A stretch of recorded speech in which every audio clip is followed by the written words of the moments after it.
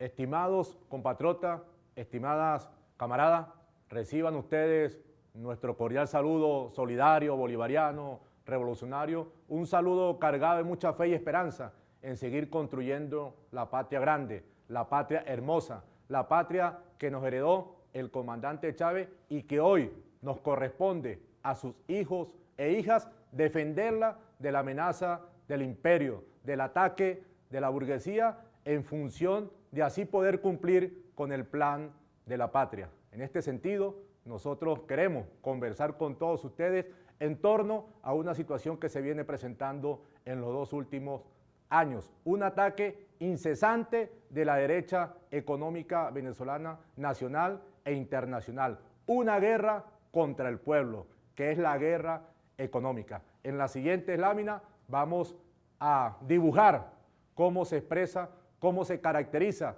esta guerra económica, enfocándola desde el punto de vista internacional, sus diferentes vinculaciones, articulaciones, cómo se expresa a nivel nacional y qué debemos hacer nosotros para que la misma la podamos superar como efectivamente lo hemos venido alcanzando, pero que necesitamos acelerar para que de esa manera el pueblo venezolano tenga el acceso a los bienes, a los servicios a un precio justo. Todos unidos con el comandante, con el jefe del Estado, el líder de este proceso revolucionario como lo es el presidente Nicolás Maduro, quien ha asumido la batuta y la herencia que nos legó el comandante Chávez.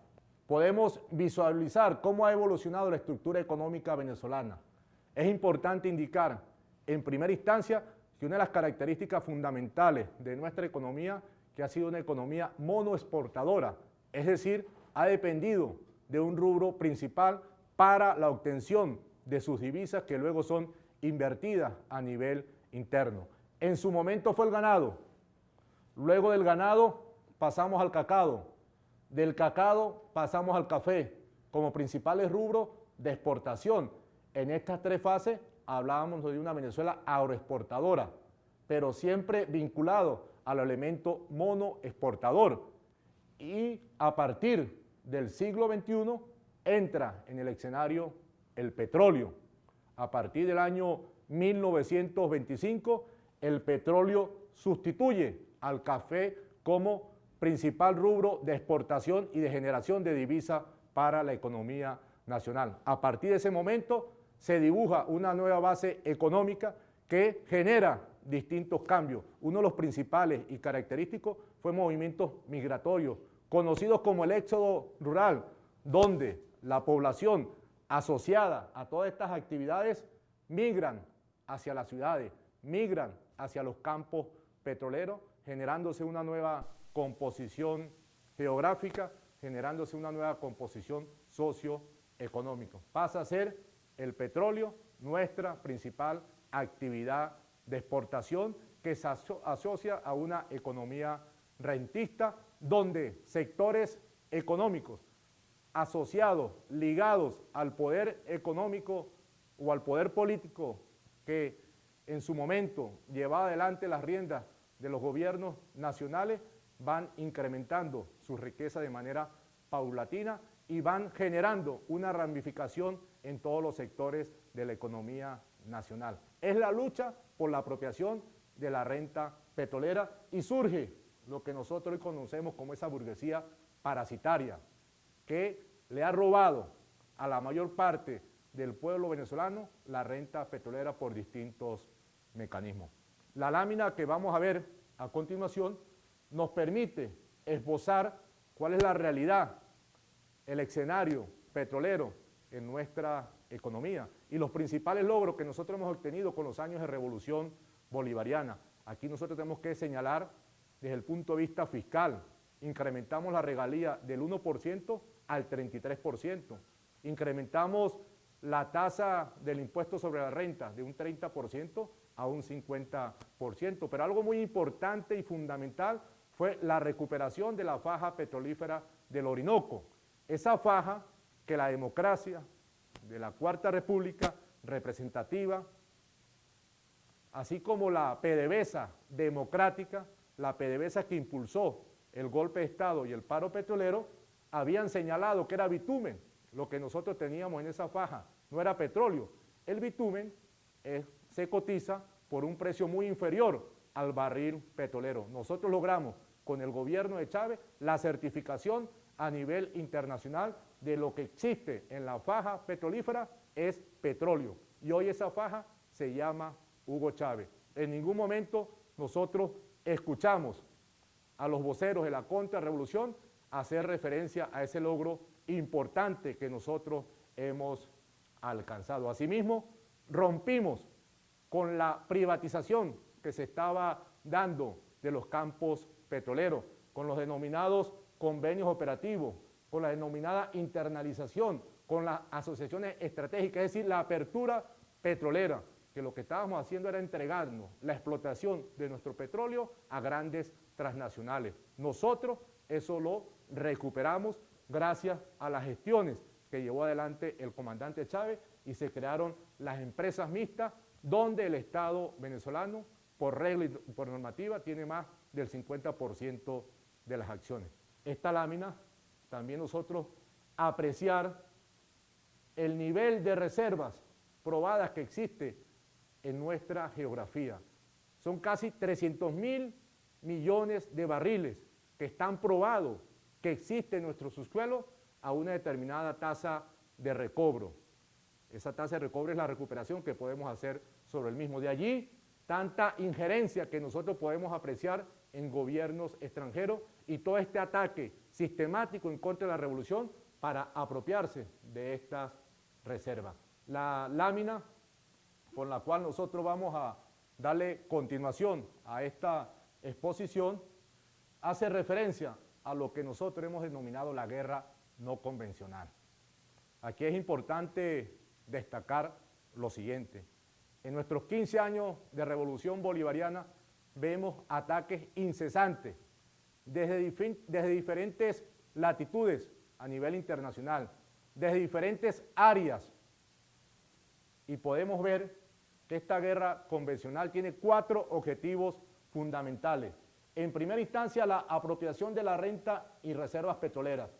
En segundo término, la destrucción del proceso revolucionario.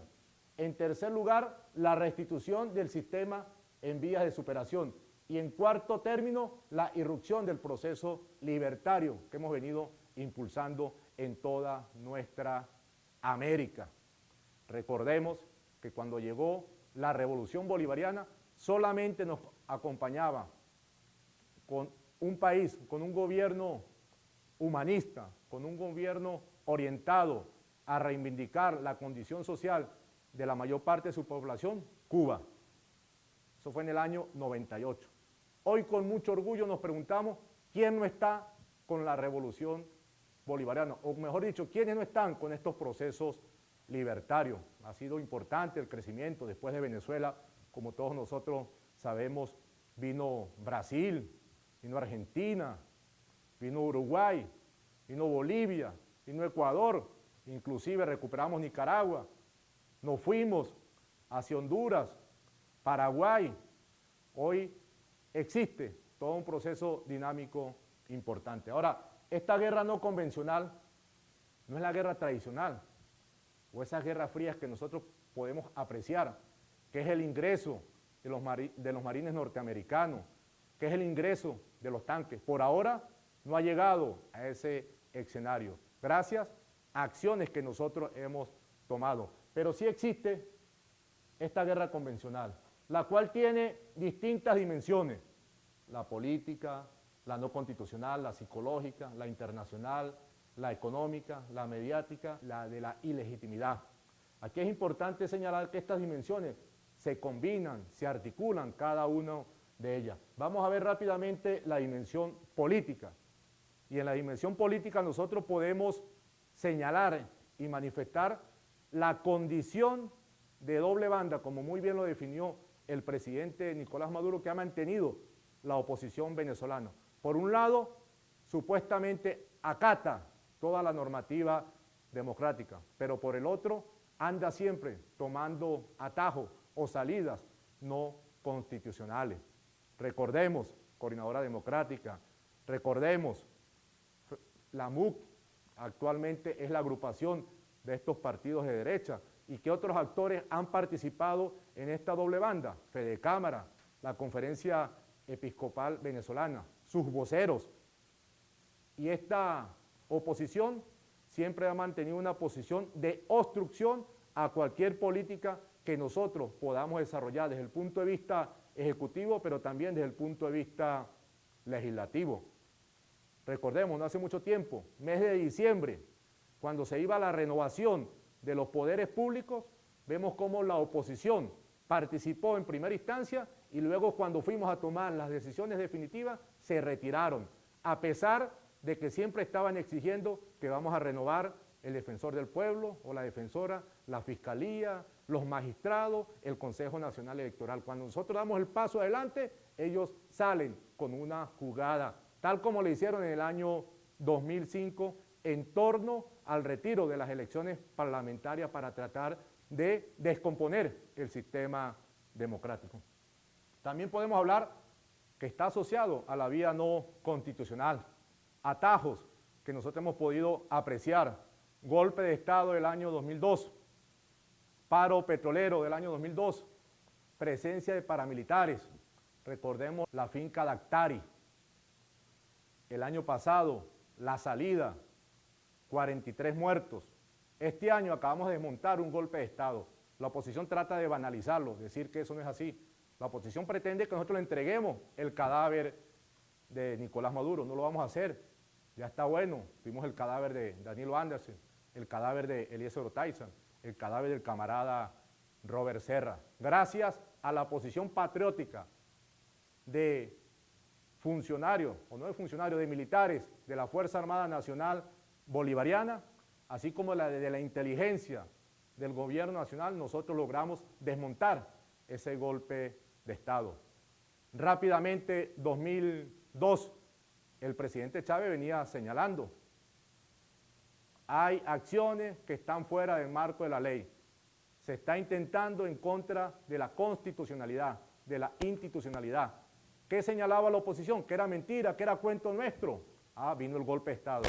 Gracias a todo un pueblo que se movilizó, nosotros logramos restituir al comandante Chávez en la primera magistratura. Y ahora, entonces, le da por firmar un supuesto acuerdo para la transición, que están reviviendo el decreto de Carmona del año 2002, con un poco de maquillaje.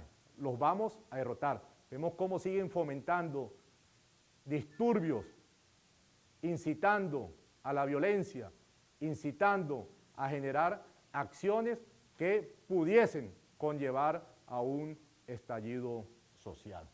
Otra arista que tenemos es la ilegitimidad dentro de esta guerra no convencional, que lo apuntan desde diferentes mecanismos y todo tiene por finalidad deslegitimar a las instituciones, a los distintos poderes públicos, generar un espacio, generar que existe una supuesta ingobernabilidad.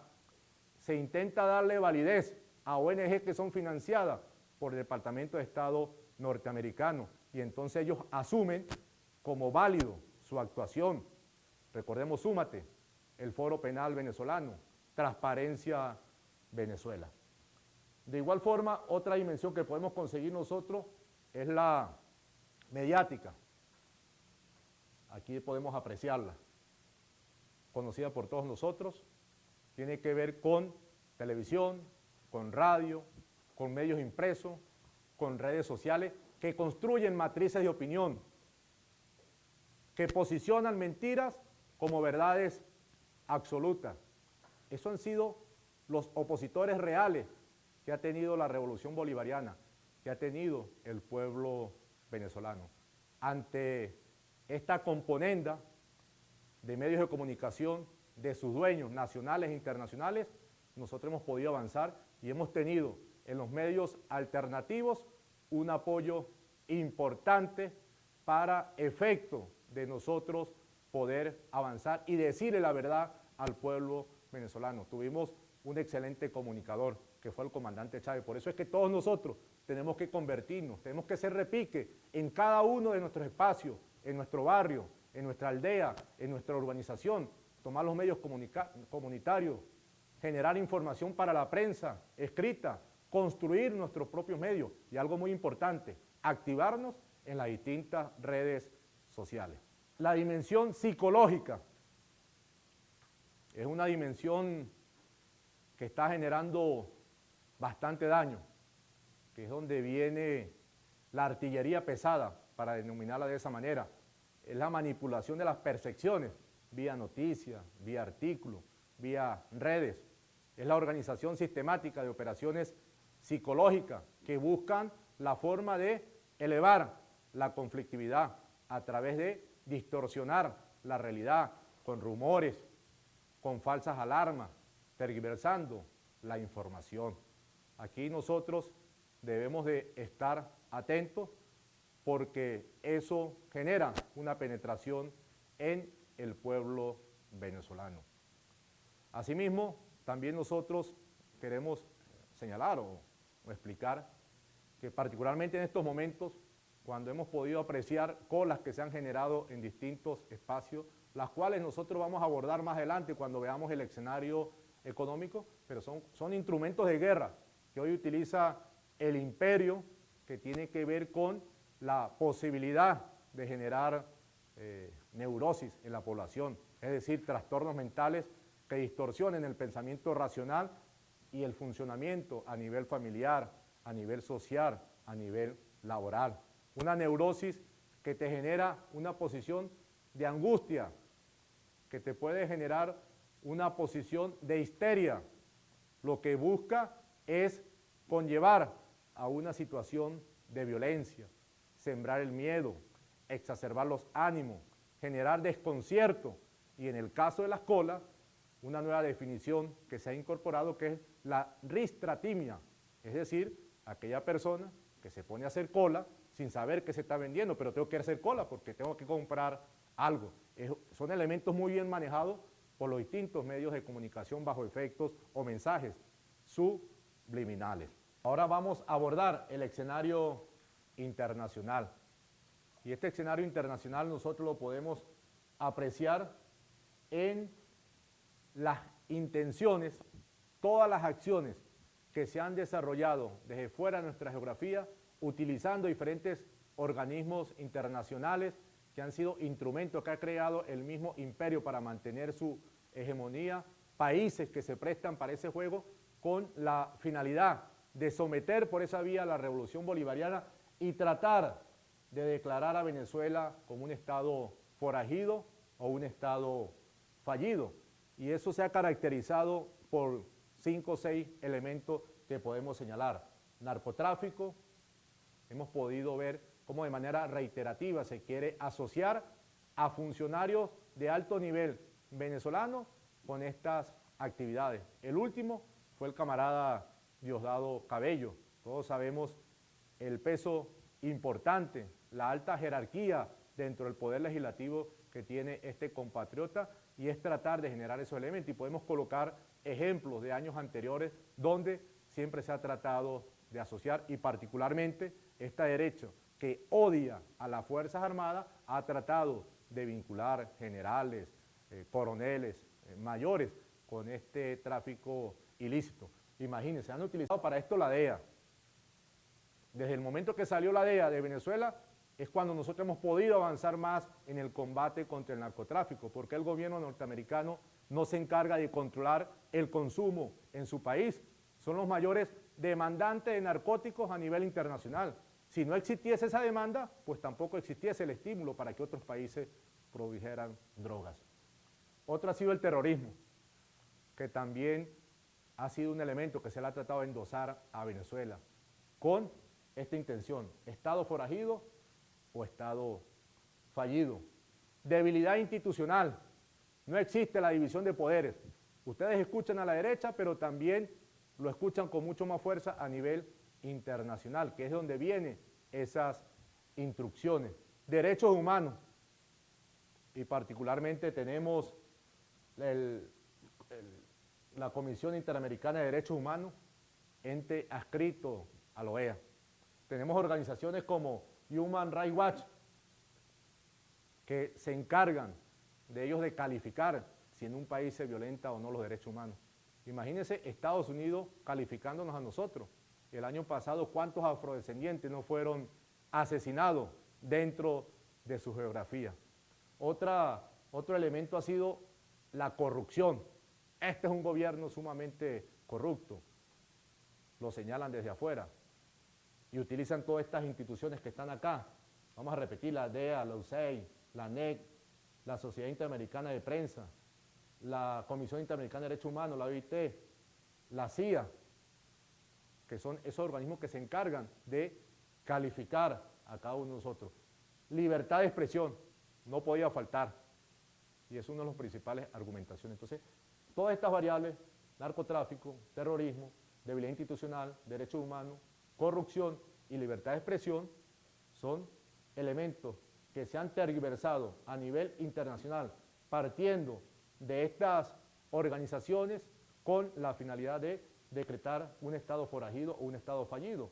Y lo podemos definir como, en los estados fallidos, sus gobernantes no pueden ejercer control efectivo sobre su territorio. La población no los percibe como legítimos. Pero más interesante es esta definición: aquellos cuyo gobierno no respetan las leyes y normas de convivencia internacional, representando una peligrosa amenaza para sus vecinos. ¿Qué se busca? La intervención extranjera. Eso es lo que añora la oposición venezolana ante su incapacidad, ante la impotencia de ganarnos por la vía electoral. Ahora, ¿por qué esa rabia también a nivel internacional? Veamos en la lámina los mecanismos de integración regional que nosotros hemos logrado partiendo de nuestro proceso revolucionario, gracias a la visión del comandante Chávez, la necesidad de integrarnos los países que presentamos características históricas, culturales, similares. Y así tenemos entonces que apenas llegaba la revolución bolivariana, ganaba Evo, surgían otras propuestas como la llegada de Daniel Ortega a Nicaragua, Fidel Castro desde Cuba, creamos ALBA TCP, la Alternativa Bolivariana para las Américas, con el Tratado de Comercio de los Pueblos, un espacio político. Luego, como un espacio energético, fundamos Petrocaribe para aprovechar las potencialidades que tenemos cada uno de nuestros países. En todos estos procesos de integración regional es la complementación entre países hermanos para, en función de partir de elementos de solidaridad, de cooperación, nosotros podamos apuntalar el desarrollo integral de nuestra sociedad. Luego ingresa Venezuela a Mercosur, un espacio económico importante, donde convivimos con Brasil, donde convivimos con Argentina, con Uruguay, con Paraguay, donde es un espacio donde existe la posibilidad para que nuestros productores, nuestras unidades de producción, coloquen productos en esos países. Hay que ser mucho más eficiente en la combinación de los factores o de las fuerzas productivas. UNASUR, creo que es uno de los espacios tan exitosos como el ALBA, que han tenido un mayor nivel de actividad, que ha resuelto niveles de conflictividad con nuestras propias realidades y mirándonos entre nosotros mismos y no utilizando en ningún momento las amenazas. Y podemos cerrar estos procesos de integración en nuestra América con el CELAC. Tuvimos la posibilidad histórica de acompañar al comandante Chávez cuando en el Teresa Carreño se hizo la actividad que generaba la fundación de este encuentro de todos los países de América, a excepción de Estados Unidos y Canadá. Esta es parte de la rabia que tienen los gobiernos imperialistas. Y para aquellos que dicen que Venezuela está aislado, vean cómo nos integramos con todos nuestros países hermanos. Pero adicionalmente ahorita somos integrantes del Consejo de Seguridad, donde obtuvimos la mayor votación y ganamos en primera vuelta. Entonces, ¿cómo es que el resto de los países a nivel mundial apoyan a Venezuela si supuestamente, como se dice, a nivel interno la vocería de la oposición y también la burguesía internacional y los imperios, estos gobiernos hegemónicos, que nosotros violentamos los derechos humanos porque también conformamos parte del Consejo de Derechos Humanos de la ONU? La lámina que muy bien podemos apreciar hace referencia a la guerra económica. Rápidamente, recordamos la guerra no convencional, la dimensión, la política, la mediática, la de la supuesta ilegitimidad, la que hace referencia al escenario internacional, psicológica y la guerra económica. Que no es un discurso, es una realidad y que lamentablemente afecta al pueblo venezolano y donde el presidente Nicolás Maduro ha venido generando una serie de acciones con la finalidad de superar la misma. Esta guerra económica no es nueva, pero acentuaron el accionar a partir de la enfermedad del comandante Chávez. Nosotros ganamos el 7 de octubre con el comandante Chávez de manera contundente. Lamentablemente el comandante se agravó en su situación de salud. Eso lo conocía la derecha y ahí acentuaron. Y más aún cuando fallece, cuando se nos va físicamente el comandante Chávez, dijeron o dijo la derecha, conjuntamente con sus aliados internacionales, está listo. Perdieron a Chávez, ahora vamos por ello. Y el mecanismo que vamos a utilizar es hacer chillar la economía venezolana bajo el mismo concepto que se hizo con Chile de Allende en el año 73. Y esta guerra económica, ¿cómo se expresa? Disminución voluntaria en las capacidades de producción de las distintas empresas a nivel nacional. Podemos entender que no compartan nuestra posición ideológica, pero no pueden someter al pueblo venezolano. Tienen que cumplir con sus funciones, con la responsabilidad social que le corresponde. Acaparamiento. Hemos podido apreciar cómo hemos desmontado depósitos, almacenes, empresas que le dimos dólares a 6.30 para traer alimentos, para traer medicamentos y los están escondiendo.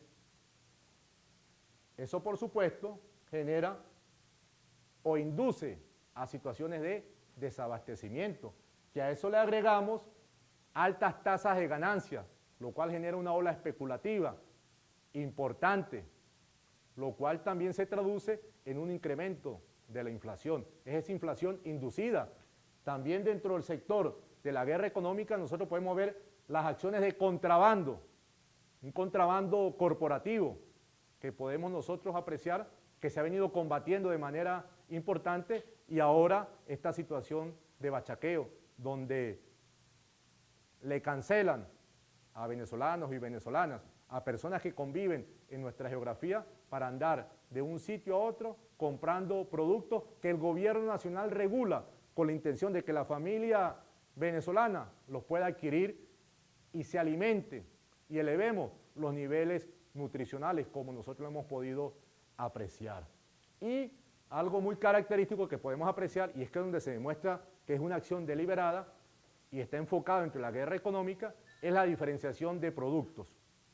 Es decir, nosotros, o sencillamente el empresario, la unidad de producción no te fabrica el bien o el producto regulado, sino que le agrega algún aditivo, algún compuesto particular que lo diferencia del regulado y de esa manera lo saca de ese precio y lo vende más caro. El ejemplo más clásico es el arroz. Tenemos el arroz regulado y tenemos el parboil. Entonces sí conseguimos parboil, pero no conseguimos arroz regulado. A veces escasea la harina de maíz, pero resulta que la cerveza nunca falta. Entonces son elementos comparativos. Es la diferenciación de productos. Todas estas acciones, disminución de la capacidad de producción, acaparamiento, desabastecimiento, contrabando, especulación y diferenciación del producto, se hace sobre lo que nosotros llamamos la economía real, la producción y distribución de bienes, que lamentablemente existen estructuras oligopólicas que en su mayoría están inmersos en toda la cadena de producción. La misma producción, la distribución, tanto a mayor como a menores niveles. ¿Qué son estructuras oligopólicas? Son agrupaciones de empresas que han crecido o crecieron bajo la protección de los gobiernos de la Cuarta República y que tienen una posición de dominio dentro de la economía nacional. No es posible que algunas de estas estructuras oligopólicas, por ejemplo, nos dominen más del 60% de la distribución de alimentos en el país. Esto nos conlleva necesariamente a revisar el modelo económico que está en vías de superación y que precisamente todas estas confrontaciones es producto de esa transición que tenemos que seguir impulsando. Pero no es solamente en la economía real, es en la economía del mercado de capitales, todo esto que nosotros conocemos como los bonos, que son instrumentos que emite el gobierno nacional con la finalidad de conseguir recursos para financiar proyectos nacionales, sociales, productivos. Vemos cómo una vez superada la guarimba en el año 2014, surgen voceros de la oposición y lamentablemente nacidos en este país para decir que Venezuela no iba a pagar la deuda. ¿Cuál era su intención? Que los bonos bajaran de precio y de esa manera, por un lado, no obtener recursos y por otro, que los mismos se expresaran en su mínima expresión para ser capturados por los denominados fondos buitre. Y para esto utilizan las calificadoras de riesgo, esas mismas calificadoras que son instrumentos que crearon las grandes transnacionales. Nosotros cancelamos la deuda, cancelamos el servicio de los bonos soberanos, cancelamos lo correspondiente a los bonos de PDVSA y resulta que estas calificadoras que nos descendieron en su ranking no nos han restablecido en la situación que todos nosotros nos corresponde. Y otra área ha sido el mercado cambiario, con el denominado dólar negro, el dólar guarimbero, ese dólar que no te atiende más del 5% de la demanda que existe en nuestra economía nacional, pero que sí genera un efecto distorsionador al momento de la fijación de precios, porque se utiliza como un patrón referencial. En la actualidad, el gobierno nacional estableció un nuevo sistema cambiario, el SECOE a 6.30, el sistema complementario de administración de divisas que va a partir de 12 bolívares bajo un mecanismo de subasta y el sistema marginal de divisas que va a ser de la libre fluctuación entre lo que están dispuestos a ofrecer y lo que están dispuestos a adquirir a ese precio.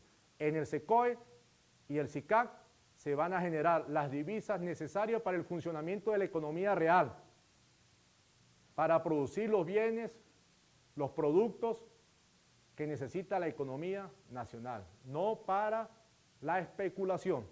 Esto es importante que nosotros lo podamos destacar. Y dentro de ese concepto, a través del 630, se va a establecer en un 70%. Entonces, la guerra económica se expresa en la economía real por todas estas acciones señaladas, disminución de la producción, acaparamiento, desabastecimiento, contrabando, especulación y diferenciación de productos. Y le agregamos el mercado de capitales y le agregamos también lo que tiene que ver con el mercado cambiario. Esto genera, por supuesto, un desequilibrio en la economía nacional, nos produce inflación y por eso hemos señalado que es una inflación inducida. Más adelante vamos a ver cuál ha sido el comportamiento de la inflación en los últimos 30 años en la economía nacional. Eso nos genera escasez en determinados productos, que no es nada nuevo. Cada vez que nosotros vamos a procesos electorales, siempre podíamos apreciar que faltaba un determinado producto, o era leche, o era azúcar, o era mayonesa, o era mantequilla. Ahora no, ahora se vinieron con todo su arsenal para someter al pueblo venezolano. La lámina que a continuación nosotros podemos apreciar, y quiero que veamos estos números muy rápidamente, no con la intención de que nos quedemos en cada uno de ellos, pero sí queremos destacar que la inflación, como lo ha querido hacer ver la derecha, no es un fenómeno estrictamente de la revolución bolivariana. Precisamente en la revolución bolivariana nosotros hemos tenido menores niveles de inflación y en esta gráfica lo podemos apreciar. Aquí estamos partiendo de una valoración en el año 89. En el año 89, cuando se aplicó el paquete neoliberal de Carlos Andrés Pérez, cuando se vio el Caracazo, la inflación estuvo por encima del 80%. Luego tuvo un descenso, tuvo un pico nuevamente en el año 96, 103,7%. 103,7%. Esto fue cuando se aplicó la denominada Agenda Venezuela, que le impulsó Rafael Caldera, pero que su ejecutor fue Teodoro Pekov, el que también vendió las prestaciones sociales de los trabajadores.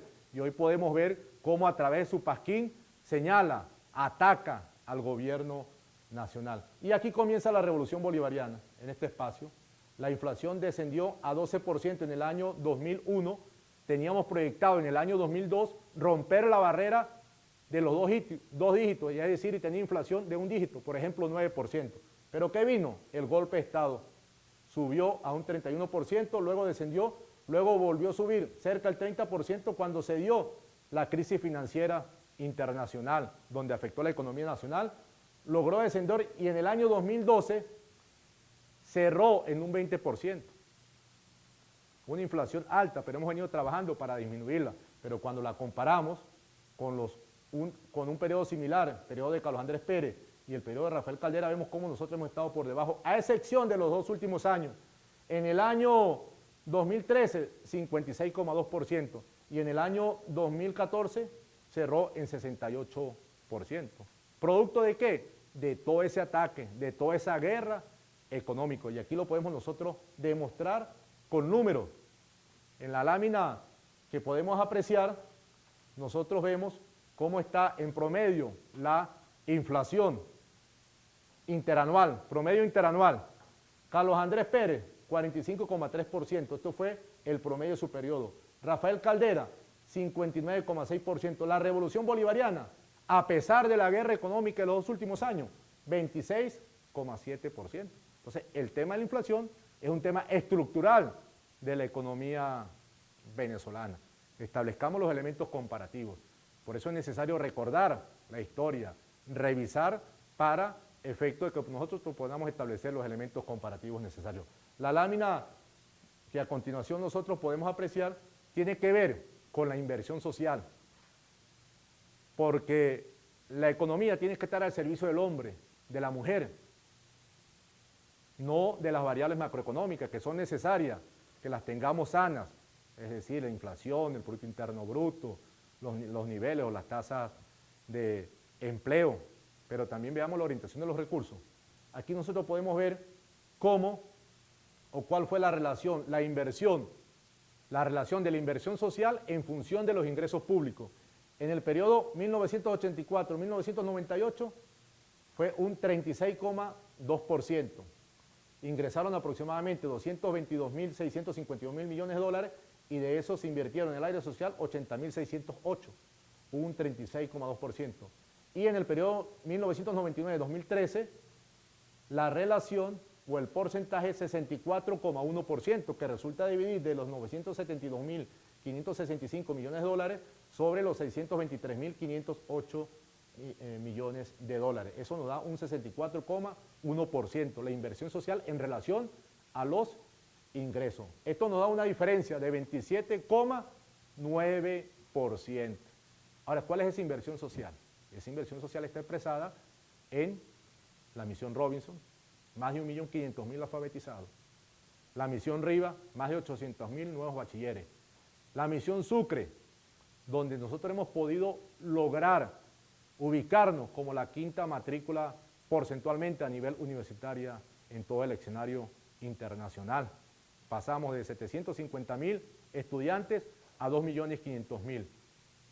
Todos tienen la posibilidad de estudiar a nivel universitario, eso se ha municipalizado.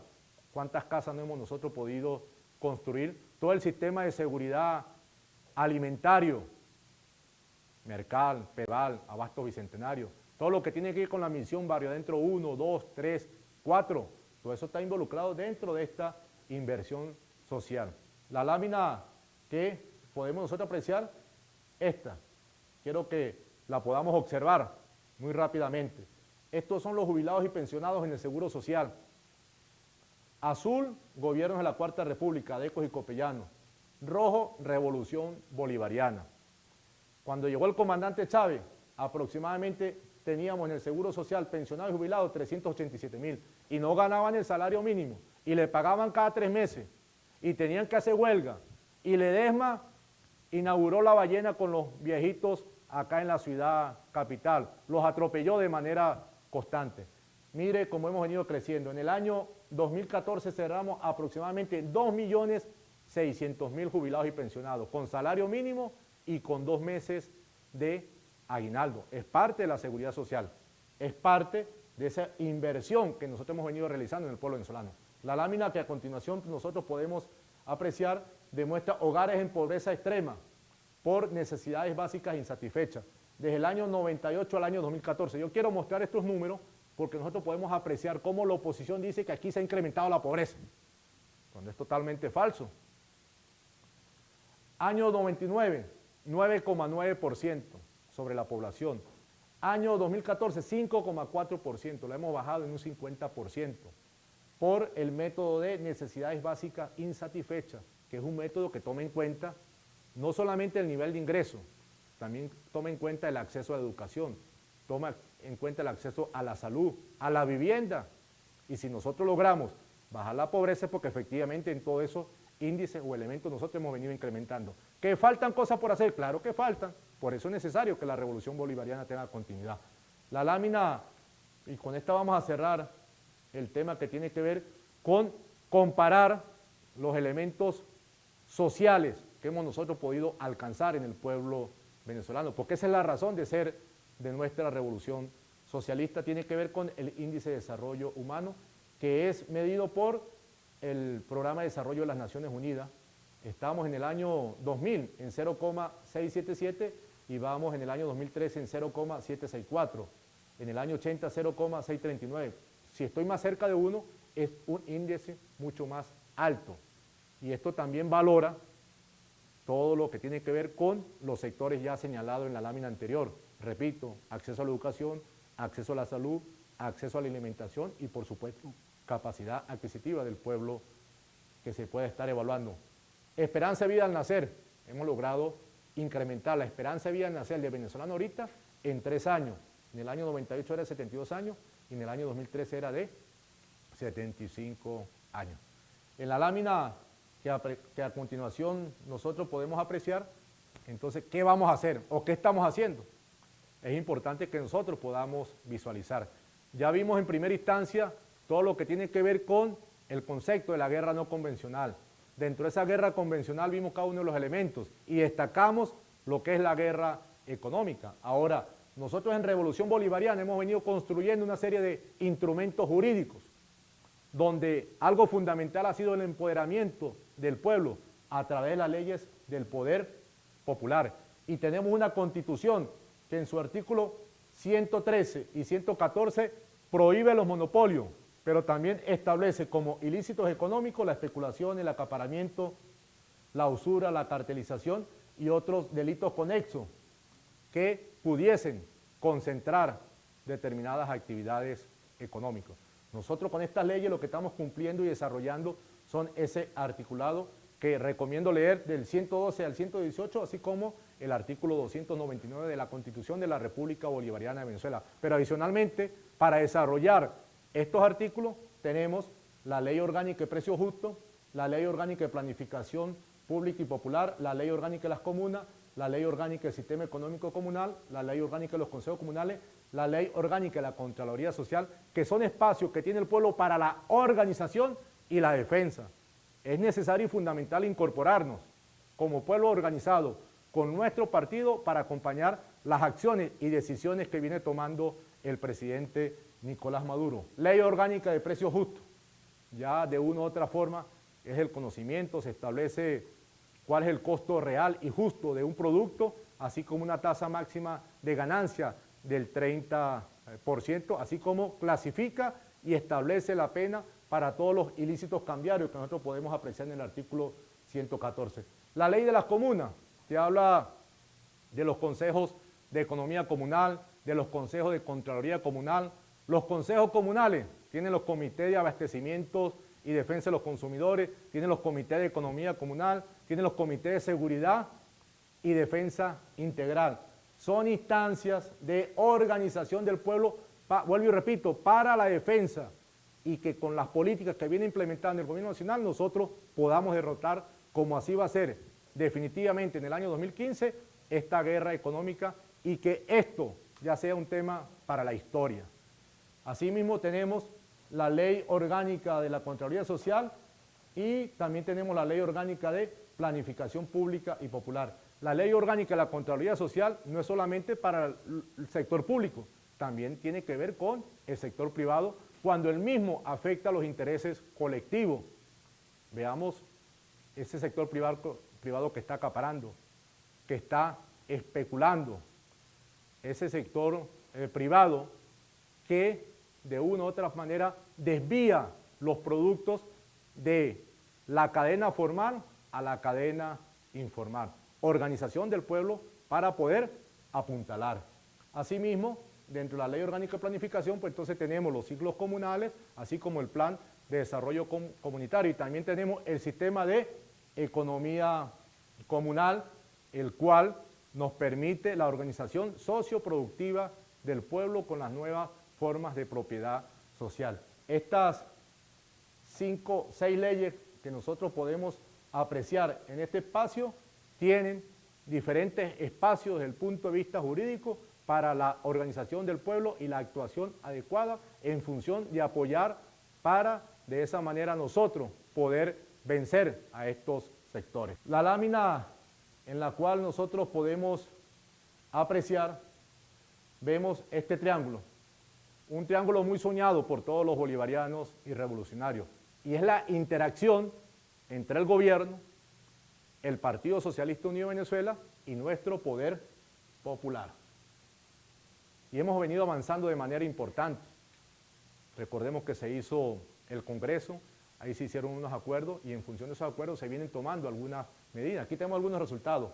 ¿Qué estamos haciendo para derrotar la guerra económica? Creamos los círculos de lucha por el abastecimiento y precios justos con nuestros inspectores populares. Tenemos que darle mayor seguimiento, mayor orientación, pero hemos tenido experiencias fabulosas donde vemos cómo se ha sincronizado el Partido Socialista Unido de Venezuela con sus inspectores populares, con los fiscales que hoy tiene la SUNDEN. Esto es importante destacarlo. Hoy en todos los municipios a nivel nacional, en los 335, hay por lo menos un fiscal municipal, que ese fiscal municipal tiene todas las prerrogativas de ley para actuar y hacer cumplir la ley orgánica de precios justos, pero necesita el acompañamiento del pueblo, organizado en las instancias señaladas en la gráfica anterior, pero muy importante con nuestras unidades Bolívar Chávez. En la actualidad, el presidente Nicolás Maduro se está instalando los comandos cívicos militares contra la guerra económica a nivel estatal y luego vamos a ir a nivel municipal y por supuesto tenemos que incorporar los círculos de lucha popular del Partido Socialista Unido de Venezuela. Este triángulo, gobierno, poder popular, Partido Socialista Unido de Venezuela. Todas estas acciones que hemos podido describir de una manera u otra nos conlleva al cumplimiento del Plan de la Patria con sus 5 objetivos históricos, los cuales nosotros lo podemos apreciar en la gráfica que a continuación estamos visualizando para cada uno de ustedes. Y particularmente quiero detenerme muy rápidamente en el objetivo histórico número 2, construir el socialismo bolivariano. Nosotros no podemos estar sometidos a élites económicas. Hemos logrado una transformación, una revolución social, sin duda, pero tenemos que acelerar la revolución económica. Nuestra economía tiene que estar al servicio del hombre, de las mujeres. Tenemos que producir los bienes y servicios que necesita el pueblo venezolano, no lo que necesita las élites económicas, no para reproducir el capital por sí mismo. Para eso, cumplimiento del objetivo histórico número 2, y aquí podemos nosotros apreciar los 5 objetivos estratégicos nacionales. O en esta lámina final que nosotros podemos apreciar, quiero mostrar algo. Nosotros nos conseguimos una fase de transición y las transiciones pues generan un choque. Como le decía Gramsci, la fase de transición es algo que no termina, lo viejo que no termina de morir, como lo nuevo que no termina de nacer. Aquí está el capitalismo y aquí está el socialismo, que son modos de producción, conjunto de relaciones sociales que se establecen al momento de desarrollarse las actividades económicas. Y un modo de producción responde a las preguntas qué producir, cómo producir y para quién producir. Y de acuerdo a cómo responde a esas preguntas y así como a la propiedad en los medios de producción, nosotros podemos determinar si estamos hablando de capitalismo o estamos hablando de socialismo. Nosotros estamos acá, capitalismo, y hemos iniciado una fase de transición hacia el socialismo. No sabemos cuándo vamos a llegar al socialismo. No es un asunto de hora, fecha o calendario. Es la evolución y el desarrollo de las fuerzas productivas y el superar este modo de producción capitalista. Nosotros tenemos que acelerar la transición hacia el socialismo. Y para acelerar la transición hacia el socialismo, contamos con la herramienta de planificación que es el Plan de la Patria. Y a su vez contamos con un poder popular que no solamente tiene que encargarse de la actividad reivindicativa, de la gestión de propuestas y proyectos, tiene que asumir la actividad productiva dentro de sus espacios. Y en eso venimos haciendo esfuerzos importantes. Esta aceleración de la transición será producto o la podemos incrementar gracias a estos dos espacios que están en desarrollo. Capitalismo, socialismo, transición. Vamos a acelerar. El momento actual es una excelente oportunidad para efecto de que nosotros podamos lograr este estadio superior de desarrollo de la sociedad. Camaradas, compatriotas, para mí fue un placer compartir con todos ustedes estos minutos donde quisimos de una forma u otra hacer un contexto sobre la guerra económica, que es una realidad. Es una de las últimas cartas que se ha jugado el imperio y precisamente lo ha asumido directamente el presidente del gobierno estadounidense. Se cansó de los lacayos nacionales y vemos cómo directamente ataca de manera constante al pueblo venezolano. Aquí tenemos al comandante Chávez, que en el aló presidente 202 ya hacía las expresiones y esbozaba lo que era la guerra económica. Vamos pues, camaradas, compatriotas, amigos, con la fuerza, con el entusiasmo que nos caracteriza a todos nosotros, a seguir avanzando en el cumplimiento del Plan de la Patria y, por supuesto, en la defensa y profundización del legado del comandante Chávez. Mi estima, mi cariño para todos ustedes. Vamos, como lo dijo el comandante Chávez, en diciembre del año 2012, unidad de la fuerza revolucionaria para seguir avanzando y para derrotar estas amenazas del imperio, estas amenazas de la oligarquía.